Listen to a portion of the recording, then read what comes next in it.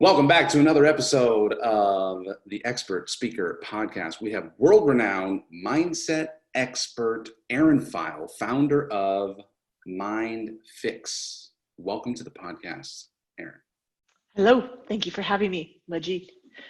I'm so excited to dive into how to fix the mind, and I love the name MindFix. Not that it's broken, but it feels really productive for me. We've got obviously the fear of public speaking, which we deal with a lot here at the Expert Speaker Institute. And as we're trying to serve our audience and serve our clients in growing their business and making more money, there's going to be some money mindset issues I want to ask you about, get your take on how to fix these. And dun, dun, dun, the COVID. We're doing the COVID now, and we've got all sorts of uncertainties and fears, and I want to ask all about that. So thank you for being here. I can't wait to ask you the questions. First, tell me, Erin, how did you become a mindset expert? I didn't plan for it. I was actually a web agency founder and website consultant for about a decade and a half, and started to get a little unhappy with that, not certain what I was going to do. Ended up with chronic pain one day, just out of the blue. Went to a bunch of doctors. Nobody could help me figure out what was going on. Pain continued for months and months and months. Started to get anxious, started to get depressed. No one could help me with that either. And one day I was talking to somebody, and she suggested that it wasn't actually my life situation that was making me so upset, and that it was really my mental lens and how I saw the world. And that struck me, intrigued me. Did it make you angry the first time, or were you actually curious? No, it was like this light bulb went on over my head. I'd spent the past year running around, going to doctors, going, if I could just be healthy again, then everything will be better. If I could just find what I want to do next, then everything will be better. I was always trying to fix my life situation, and this was the first person that kind of had me hit the brakes and go, you know what? If you can change how you see your life situation, how you see things, your life could actually be wildly different very quickly. And you may realize that things aren't as bad as you think they are. Your mental lens is quite dirty. And she suggested I'm carrying around all this old programming and beliefs from my past that are making my life experience not so fun. So it was a light bulb, really, for me. Your mental lens is quite dirty, she said. She did. Can you tell us what a mental lens is? It's just it's almost as if we all have glasses on, and sometimes some people's glasses as they go through life are very clear, and sometimes some people have rose-colored lenses, and I think I had very, very dark lenses on that were also very dirty and had never been cleaned. And it really skewed what was going on, so that, as we go through life and experience neutral events, our lenses determine how we experience those events, whether they come across to us as positive or negative, as opportunities or, traumas. It really is how we perceive the world. Our mental lenses determine everything, because all events in life really are neutral. We can have 10 people experience the same event, and 10 different people walk away with 10 different conclusions and experiences and motivations. And it's really because of how they perceive those events, which is determined by our mental lens, how we see the world. So if I wanted to, could I just change my mental lens? Or can I get someone else to change my mental lens for me? I think that a lot of mindset tools and programs and coaches and courses out there do pretty good jobs of impacting mental lenses. If you are someone who's high stressed and strung out, and you're always in a stressed out fight or flight situation, that's going to impact your mental lens. It's going to impact how you see the world. You're going to be stressed and always on edge, and everything's going to seem like a threat. So if that's you, and you can, go and do a great meditation routine for a few months and calm yourself down and create space, that's going to have an impact on your mental lens. Things won't seem quite as threatening, and you won't be quite as reactive, and that'll impact your experience. So I think there are tons of things that people can do to address their well-being and their health and their mental lenses, all with varying degrees of success and all with varying speeds. Some things may take years, you know? All right, so that leads me to my next point. Since you're so, the reason I wanted you on this is because I've been a fan of your work for years, Erin. I've been a recipient of your services, and it's been profoundly useful for me. Profoundly useful. Very, very useful.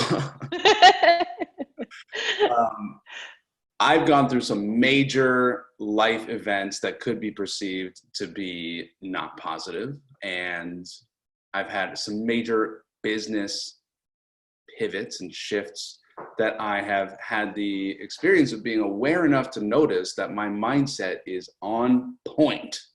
Thanks to you, I appreciate it. You know me, I'm impatient. You I are. want it fast, I want it now, and I want it to work. I do not want to waste my time. So how are you able to deliver such fast results with such high degree of effectiveness? I know your success rate is like 98%, 99%. And so you have a high degree of certainty that you can solve the problem. It's fast and it's permanent. How'd you do it? How'd you do it? So it may not be 99%, but it's up there. Just for You keep track of it, right? we have, yeah, it's over 90. It's like around 94 or something, right around there. I got you. But to answer your question, it's actually quite simple. A lot of people try to make big changes to their lives and to their mindsets and how they see things through addition, right? Like if I just use this tool, then I'm going to be able to address the situation differently. I'm going to use this tactic.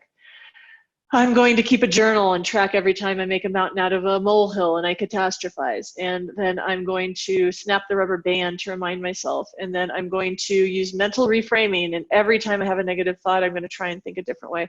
And it's a lot of tools. It's a lot of work. And most programs you will go through will insist that the only way to experience transformation is actually through repetition and time. So we actually take the complete opposite approach. So instead of addition and trying to help you figure out what tools you need to cope with your challenges, we just say, why don't we just subtract the challenge away so there's nothing left to cope with? So everything that we do at MindFix is about subtraction. It's about let's get rid of the actual challenge so you don't have to learn tools and techniques and things to cope with. We're going to clear it out. We're going to subtract. Everything is about less. We're going to get rid of the issues and we pull them out. So it's actually simpler. It makes it very fast. And it's actually very effective because when there's nothing to cope with, things are quite easy. Everything changes automatically. It feels like mental decluttering, the life-changing magic of tidying up your mind. Yeah. Instead of adding on top of all of the stories and all of the limiting beliefs and all the bad mindsets, adding on top of that a bunch of repetitive, like, I am successful, I am happy, I am successful, I am happy. Yeah, I love watching you do, because I've observed you doing this surgical mindset changing, belief removing business. And it's so fast and it's so effective. And people come out of it just blinking their eyes going like, I don't have that problem anymore. There's nothing to fix now. All right. I want to keep us on track to 3 topics, and I want to keep us relatively brief in this conversation because I know we can go on for hours, but I like to keep it snappy. All right. Got it. So the 3 things I wanted to talk to you about are public speaking fears, money mindset issues, and all of the mindset work we need to do in the COVID time now, right? Okay. Let's start with fear of public speaking. I think you at one point told me it's actually 9 different fears or 9 different beliefs. 12. There's a cluster of the most common ones for sure. It's a cluster of very common beliefs along with 3 conditioned fears that we pick up when we're younger. Can you break that down for us? Sure. So the thorough list of the most common fears that create a fear of rewind. The list of the most common beliefs that create the fear of public speaking in people is as follows. I pulled it up because I can never remember it completely off the top of my head. But the beliefs are, mistakes and failure are bad. If I make a mistake or fail, I'll be rejected. I'm not good enough. I'm not capable. I'm not competent. What I have to say is not important. People aren't interested in what I have to say. I'm not important. What makes me good enough or important is having other people think well of me. Change is difficult, or change takes a long time. Public speaking is inherently scary. What makes me good enough is doing things perfectly, and what makes me good enough is achieving. So when people have any combination of... Second, the last one was so what makes me good enough is achieving, and the other one was? What makes me good enough is doing things perfectly. I see. Okay. I don't have So, that one. no, not at all. So if you have a cluster of these, like the more of these that you have, the more difficult and the more scary public speaking is going to be. Yes. And it's important to remember we're not always aware consciously that we're carrying around these beliefs. So what I love so much about what you've just done there, Erin, is you've made my job as a public speaking coach I think I'm going to be a lot more effective knowing that it's not really a fear of public speaking. It's a belief. And it could be any one of those 9 or a combination of those 9 or 12. Yeah. Okay. And if those are gone, suddenly the more of those you strip away, the less the fear shows up. So if I wanted to help my clients, could I give them that list and say, hey, which one of these do you have? And go see Erin and she'll fix them for you? Or it's possible. Sometimes we have beliefs and we don't like to admit that we have them. Yes. Or we're not fully aware that we have them. Because a lot of our time, if we always believed we weren't good enough, it'd be hard for us to get out of bed. So a lot of our energy is spent trying to find ways to cope with these beliefs and to push them down. So sometimes it can be helpful for someone like me or a coach to be able to guide people to help them figure out if they have a belief. Or we could talk very quickly and help people, understand the 3 filters they can use to know whether or not they have a belief on their own. You have 3 filters to determine whether or not someone has a belief? We have 3 filters that they can run any statement through.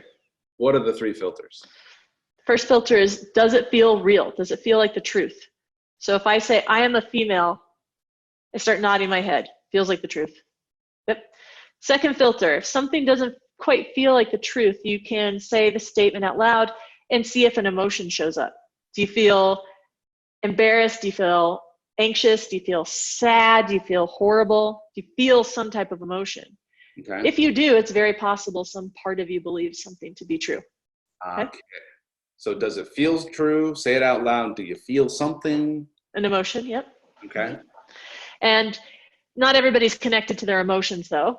And sometimes the emotions just don't show up. So you can say a statement out loud and you can see if there's any reaction in your body. Does your stomach drop? Does your throat tighten up? Do your shoulders round? Is there some type of physical reaction? And if there is, it's very likely some part of you, not necessarily your conscious mind, not all of you, but some part of you believes something to be true. And you can always contrast any statement with saying something ridiculous like I am a scarecrow or I am a vampire, just to get a sense of how there's just no reaction in any way when you say something that no part of you believes it. I had a lot of reactions when you said I'm a vampire. Uh-oh. Shoot. Okay. It's just Okay, so the 3 filters are, does it feel true? When I say it, do I feel something? And when I say it, does something in my body react? Yeah, those are really great filters. All right, I have an advanced question for you.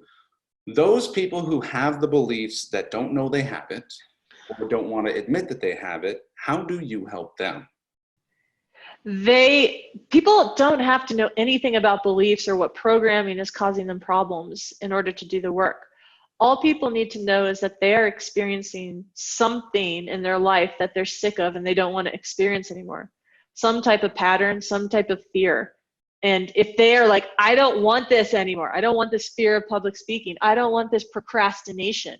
I don't want this self-judgment anymore. Then they can come to us. It's our job to help them figure out the exact programming, the exact conditioning, the exact beliefs that are causing them to be stuck, and then to clear them out. People don't have to know or even acknowledge they have specific beliefs. That's not their job. Nice. Good to know. Okay, not all hope is lost for those who have limiting beliefs that are in stealth or denial mode. It's true. Okay, cool. So that was a nice little unpacking of fear of public speaking. Thank you very much. Do you have a quick tip? I get asked this question all the time.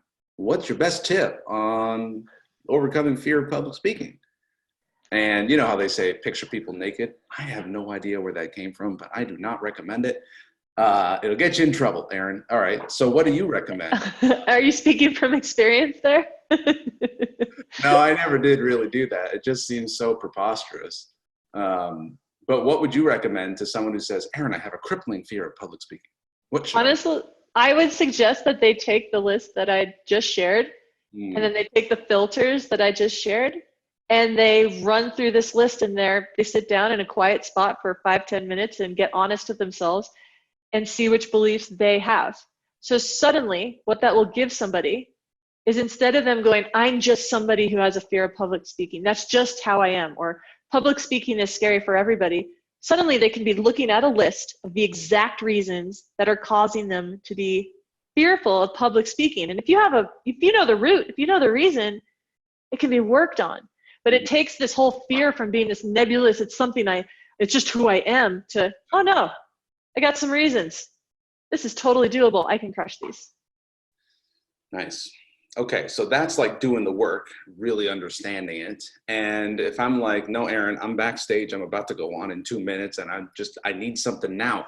Pass me a shot of vodka. I know some people like, they want to have some alcohol or something, but what's a really good thing in the moment to overcome the fear?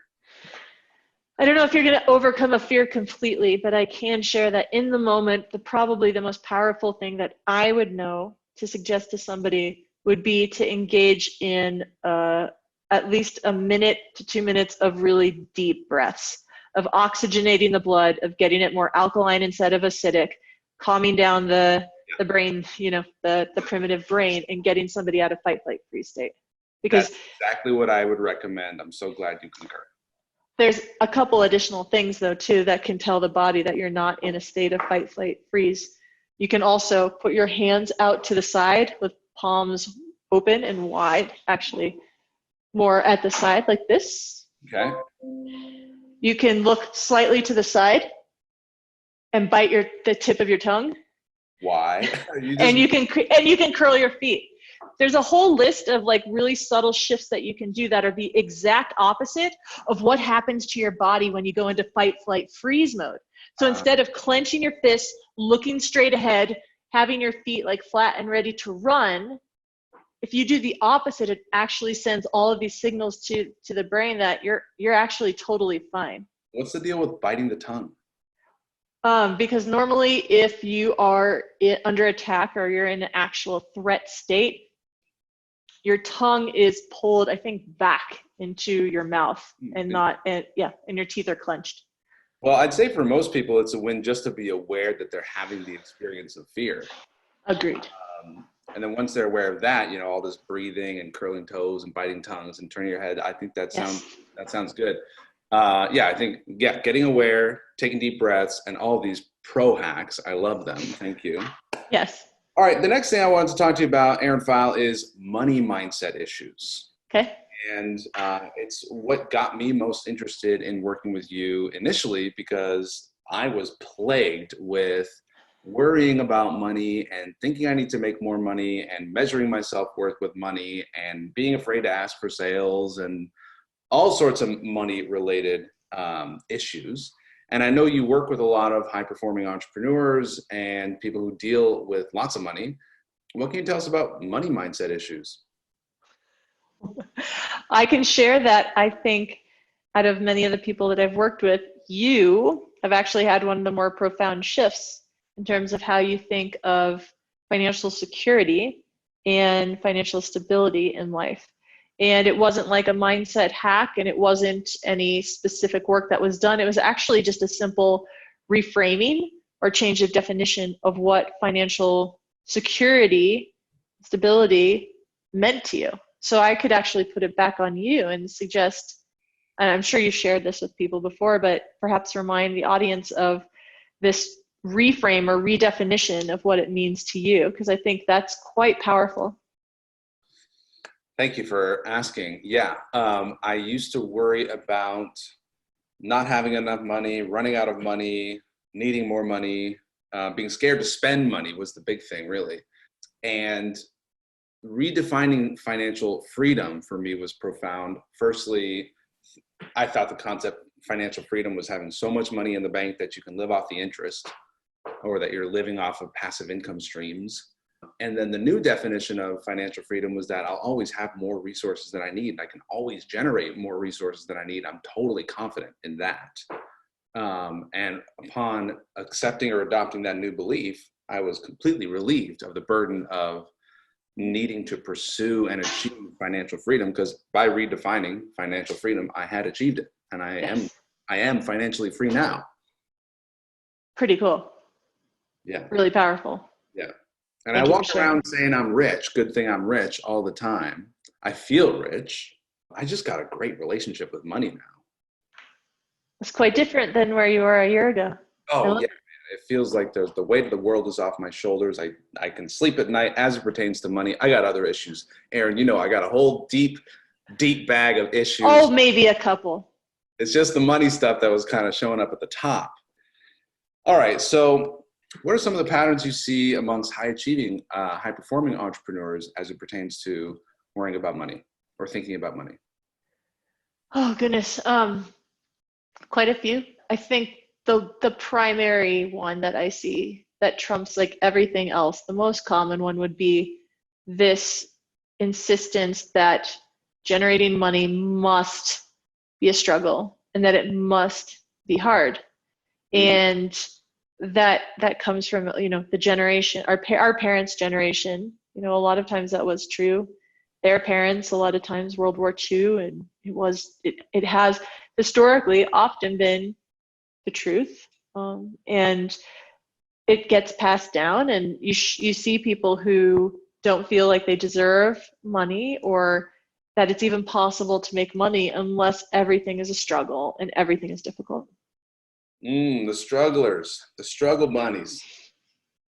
So what does a struggler do when they find out you don't have to struggle anymore? They have a bit of an identity crisis, don't they? Actually, a lot of them are quite relieved and kind of make the transition with ease and joy. Okay. So they find out they don't have to struggle for money, and then they stop struggling. Yeah. That's good. Or I'm using the word struggle. Maybe it's like really, really work too hard, work really hard working. Overwork. Yeah. Workaholism. Okay. What about people's pricing themselves? Like everyone wants to increase their price, but there's a bunch of underlying issues, right? Like, what if people aren't going to buy, or what will people think, or who the heck am I to charge that much? What do you see about, asking for money and having a price that kind of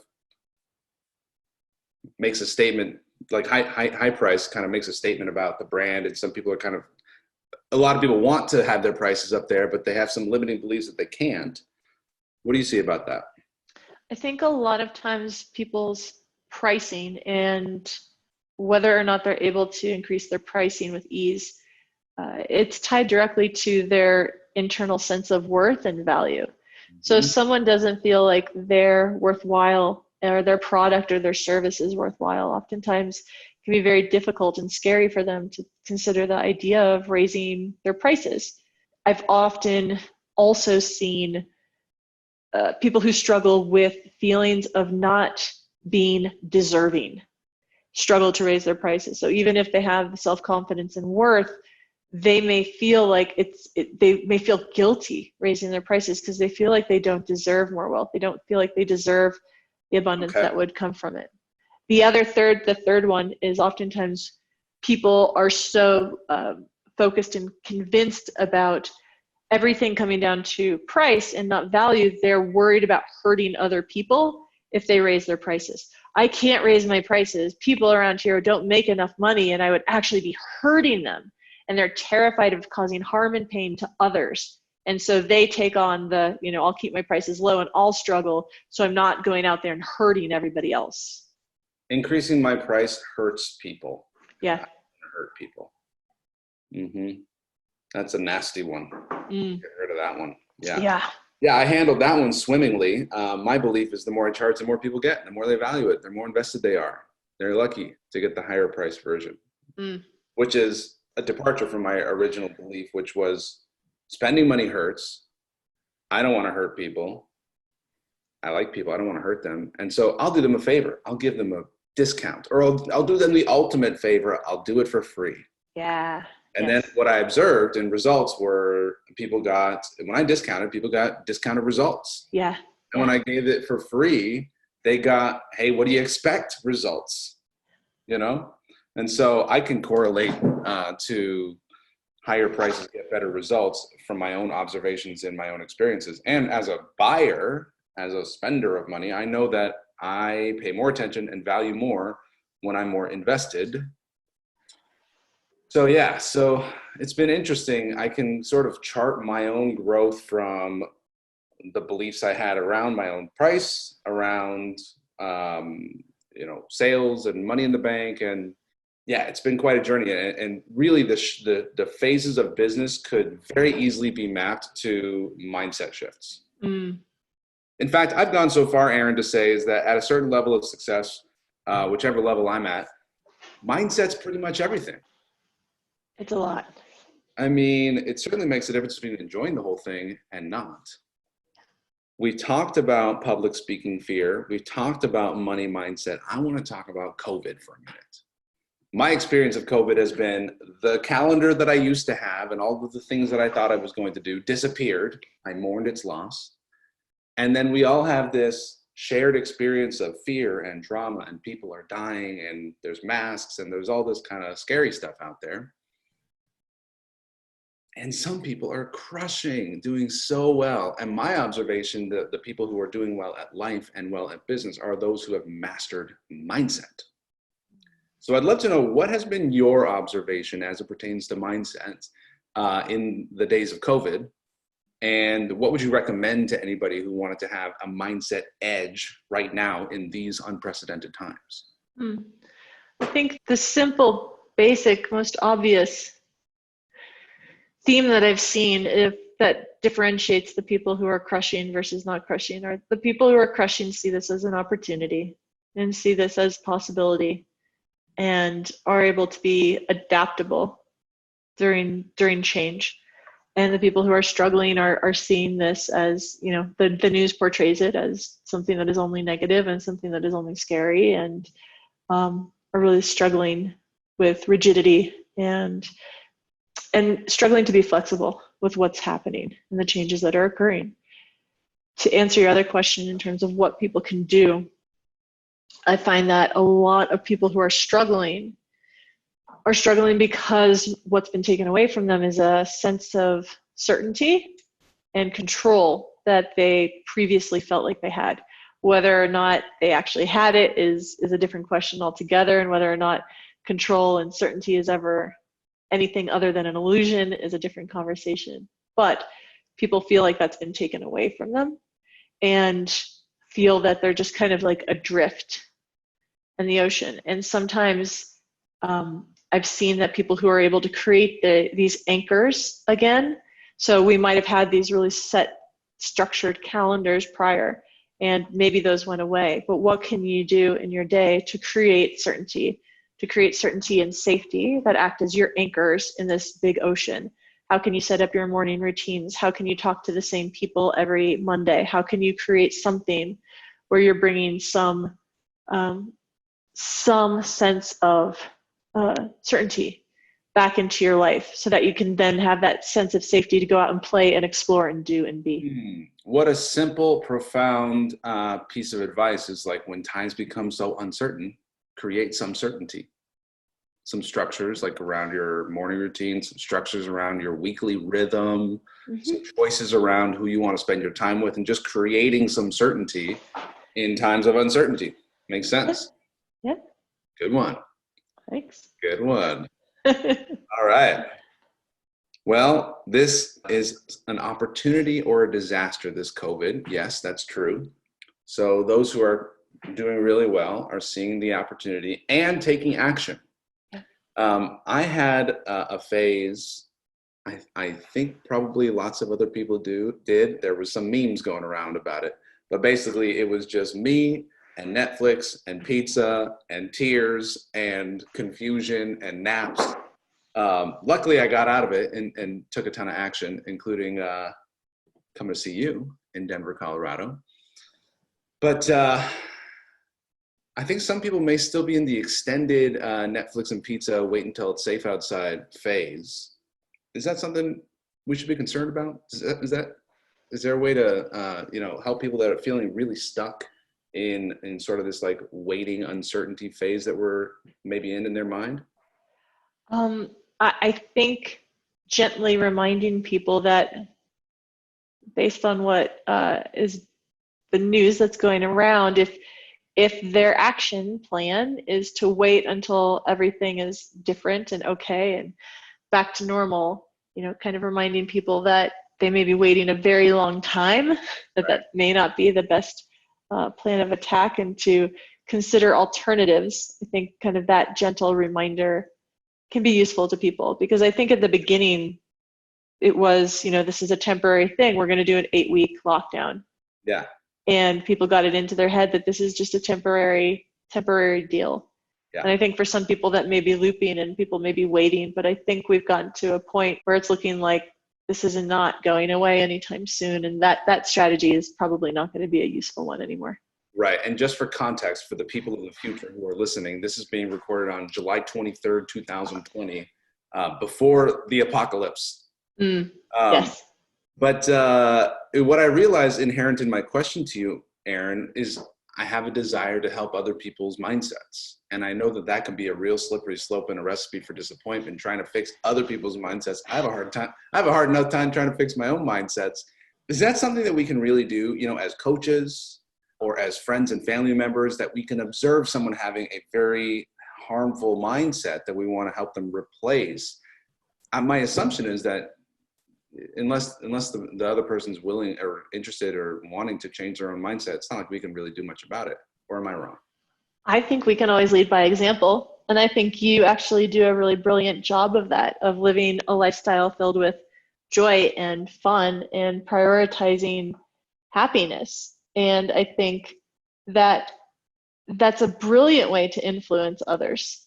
I think we all, we're part of this intricate, delicate ecosystem where we all impact each other, whether we like to admit it or not. We're not these islands in the middle of the ocean, and we're part of this complex spider web. And so can we go up to somebody and be like, think this way? Right. Probably not. But can we lead by example? Yes. Can we offer reframes and repeatedly show people that there are alternative ways to do things? Yes. Can we ask people if they're open to hearing different ways of thinking about things or being, and seeing if they're open and receptive to it, and be honoring other people's timing? Yeah, we can do all of those things. I love when you ask me, are you open questions? I identify as open, so my answer is always yes. But it's a great way to kind of crack into getting somewhere that might be hard for me to see. You want to get permission. People don't appreciate having information shoved down their throats. They may not be in a good spot for it. It's very forceful. Do I have your permission to show you how wrong you are? Mm-hmm. Beautiful. Well done. All right. This has been a joy and a pleasure, Erin Pheil. Erin, you put out some great content on the internet. I experience it through Facebook, and you have a Facebook group called MindFix. Is that open to the public? Anybody can join. MindFix, all one word. You can go to her website, mindfixgroup.com. You can stalk her on the internet, Erin Pheil, Pheil. That is the correct pronunciation. And it's German for? Arrow. Arrow. All right. Thanks, Erin. Is there any parting words you would like to say? Let me give you an image. Dropping down from the heavens is a golden microphone, and what you say into the microphone reverberates out into humanity. What would you like to say? I'd like to say that if you actually focus on the root cause of your challenges and you eliminate the root, change doesn't have to be difficult or take a long time. Fix the root in a scoop with Erin Pheil. All right, thanks, Erin. We're going to leave it right there. We'll see you in the next episode of the Expert Speaker Podcast. Thank you for listening to the Expert Speaker Podcast. Be sure to hit the subscribe button and leave us a rating so that more people can discover the Expert Speaker Podcast and so more people can be empowered to share their message. Be sure to go to www.expertspeaker.com and take the masterclass to learn how to grow your business and make money speaking. It's totally free and will change your business. If you're ready to work with Expert Speaker, you can apply. Just go to expertspeaker.com/apply and someone from our team will be in touch with you to help you grow your business with public speaking. That's expertspeaker.com/apply. We'll see you in the next episode.